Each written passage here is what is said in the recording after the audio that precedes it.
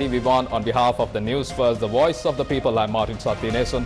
Let's start off with a look at your headlines for this afternoon. Stock of weapons fall into sea while being transported to a vessel. New locations for fisherfolk in the west coast to set out to sea. Mobile vendors to operate from today. Tarzan actor Joe Lara among 7 presumed dead in US plane crash. Now those stories in detail. The Navy has launched an operation to locate 36 weapons and stocks of ammunition which had fallen overboard while being transported to the vessel named MP Libra 2 anchored in the seas of Gaul. Navy spokesperson Captain Indika de Silva said weapons which were obtained from an armory in Gaul had fallen overboard while being transported to the vessel in question. He added 22 weapons had been located while 14 are still missing.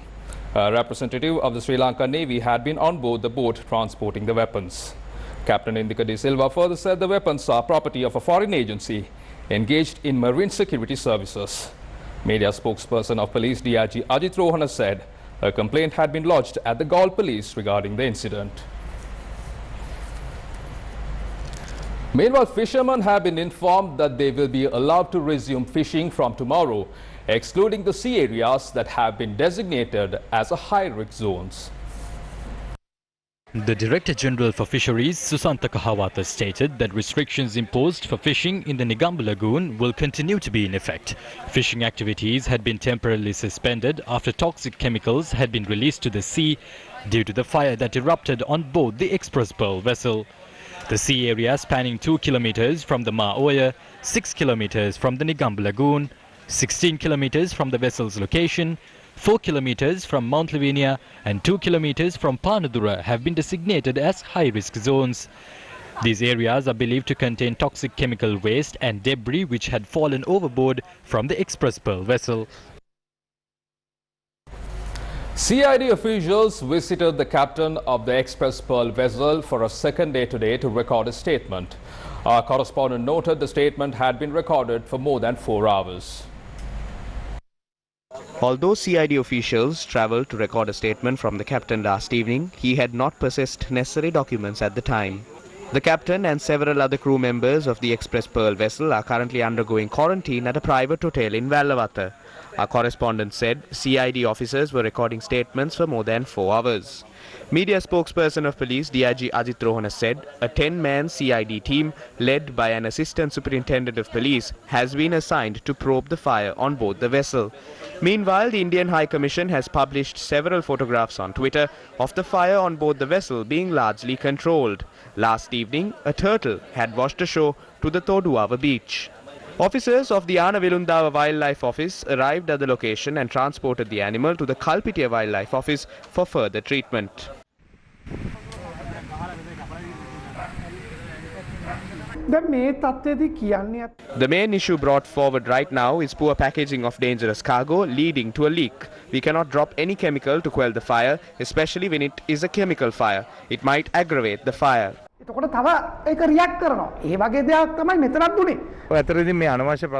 This was an unwanted issue. The Sri Lanka Ports Authority should have known better than to permit such a vessel to enter our territorial waters. Why was a vessel which was rejected from other ports permitted to enter ours?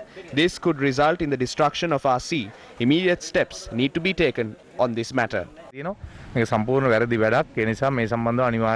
යම් ක්‍රියාමාර්ගයක් ගත යුතුයි කියලා විශ්වාස කරනවා. මේ ගැන රජයත් එක්ක කතා කරන බලාපොරොත්තු වල විශේෂම ශ්‍රී ලංකා නිදහස් පක්ෂයේ විදියට. අත වශයෙන් අපි We have not had the time to discuss it. We believe we can express our ideas on the matter in future. පස්සේ බලාපොරොත්තු වෙනවා යම් අපේ අදහස් ටිකක් ඉදිරිපත් කරන්න මේ සම්බන්ධ. Meanwhile, the chairman of Satoshi, retired Rear Admiral Ananda Piris, had said that essential commodities will be sold in Colombo at 13 locations starting from today. He noted that 13 trucks belonging to the Sri Lanka Army will be dispatched for this purpose. Residents of housing complexes will be allowed to purchase goods through this exercise. Satoshi chairman, retired Rear Admiral Ananda Piris, noted that all Satoshi stores will remain open throughout the country from today. The chairman added that Satoshi stores will be kept open to allow divisional secretaries to arrange food packs. The public can order essential commodities from Satoshi through the hotline 1998. Agriculture Minister Mahindananda Alutgamage has said that steps will be taken to sell vegetables and fruits purchased from economic centres in Colombo and other cities through mobile vehicles from today. The minister said that all economic centres will be remaining open today. We will direct these stocks of vegetables to the wholesale economic centre in Veyangoda, Valisara, Narayanpita, Meegoda and Ratmalana. We have arranged a mechanism devised together with all divisional and provincial secretaries to provide fruits and vegetables via mobile vendors to all homes until the 7th of June. Under this system, there won't be any shortage of vegetables. Economic centres will be reopened on the 4th and 5th to repeat the process. We will continue this mechanism to avoid vendors from earning undue profits.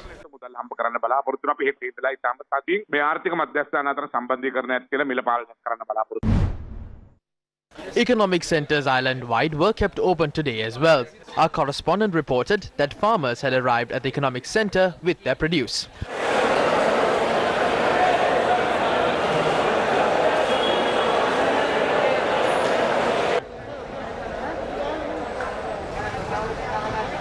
The Palagoda Fish Market shopping complex was also open today.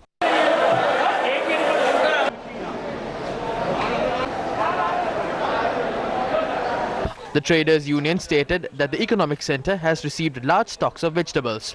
Meanwhile, the Katugastora Manikkumbara Economic Centre and the Keppitipula Special Economic Centre were also open today. Army Commander General Shavendra Silva has said that the second dose of the Sinopharm vaccine will be administered from the 8th of June.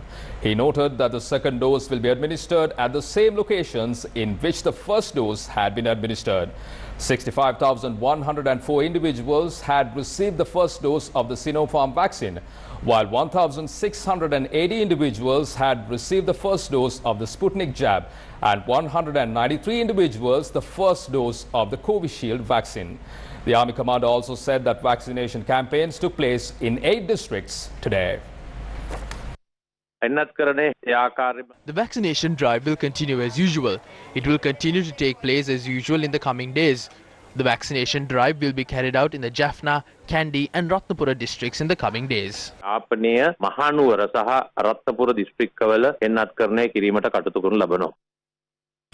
As announced by authorities previously, the travel restrictions that are in effect will continue until the 7th of June. However, heavy traffic was reported from several parts of the country today. This was due to inspections carried out by the police.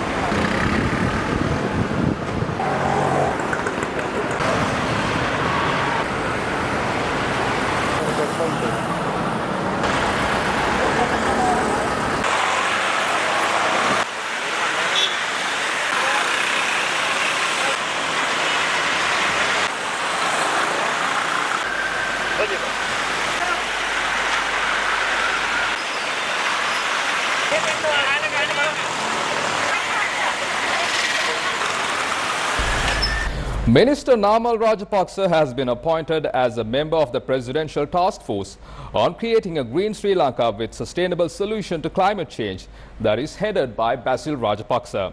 According to a Gazette notification, the President had made the appointment on the 28th of May. The Gazette notes that 3 other ministers and a state minister have been appointed to the task force as well. This includes Gamini Lukuge, Dallas Alahaperuma, Udaya Gammanpilla and Ajit Niwad Cabral. The Presidential Task Force has been tasked with several responsibilities, including the formulation of a work plan that would promote farming using organic fertilizer. Meanwhile, Samagi Jana Balawege MP Ashoka Abesingha expressed his views on the current situation in the country during a media briefing in Kurunegala today. රජයේ ඉඩම් ලිටරැටියන්ට සහ Moves are underway to hand over lands in our country to foreign entities. They have set up an entity named Selandiva and established 3 investment portfolios to give away valuable properties to their henchmen. Are they trying to transform these assets into a private property? They are undertaking several measures amidst the COVID-19 pandemic to allow the families of rulers and foreigners to reap benefits. They have handed over the port city to China for its administration. They are trying to sell off bank buildings to this entity. We are suspicious whether a family that is governing this country is attempting to bring down their money from overseas and are trying to acquire these lands. They are trying to sign an agreement to hand over a 51% stake in the West Container Terminal to India's Adani Group. Only 15% will belong to the Sri Lanka Ports Authority. They are trying to hand over these assets amidst the COVID-19 pandemic. අයිති වෙන්නේ. ඉතින් මෙයත් මේ corona ASCII අත්සන් කරන්න යන කියලා ආරංචියට තියෙනවා. The indigenous community of Pullebadda is struggling in hunger as a result of being unable to find meals due to the travel restrictions that are in effect. Around 300 families are currently residing in the indigenous community village near the Pullebadda River. Members of this indigenous community lament that their children are left in hunger as a result of this situation. They say that they have not received any form of relief since the travel restrictions were imposed in the country. Our children are starving. We are unable to provide them with food. Most of the time we catch some fish from a river and consume it with salt. We don't even have spices. We are helpless and no one is there to support us or hear our pleas. Our kids are starving even at this point.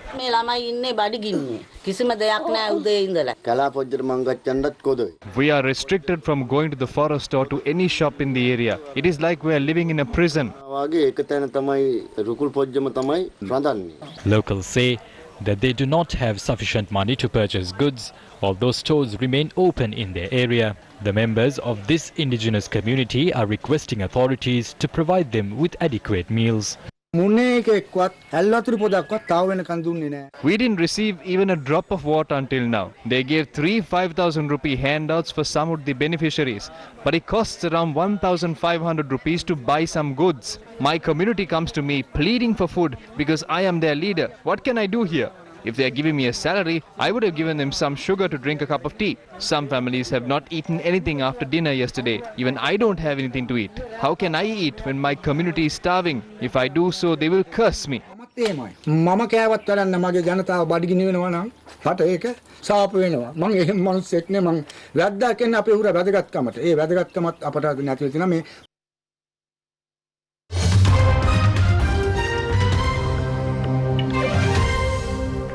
In international news, all 7 passengers aboard a plane, including Tarzan actor Joe Lara and his diet guru wife, are presumed dead after it crashed in a lake near the US city By Hamas.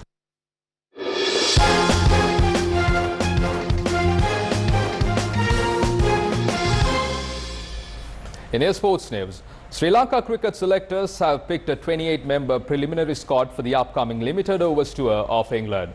Sri Lanka are scheduled to play 3 T20 internationals and 3 one-day internationals in England, starting with the first T20 international to be played on the 23rd of June. Former skipper Angelo Matthews has also been included in the 28-member squad, but Matthews has informed his unavailability for selection due to personal reasons. Selectors are expected to pick a 22-man squad out of this preliminary pool, and the team is scheduled to leave for the UK on the 8th of June. Meanwhile, world number 2 Naomi Osaka faces expulsion from the French Open and future Grand Slams if she continues to. From that, we bring to a close this edition of Lunchtime News on TV1. For details of these stories and much more, simply log on to our website www.newsfirst.lk. For the Newsfirst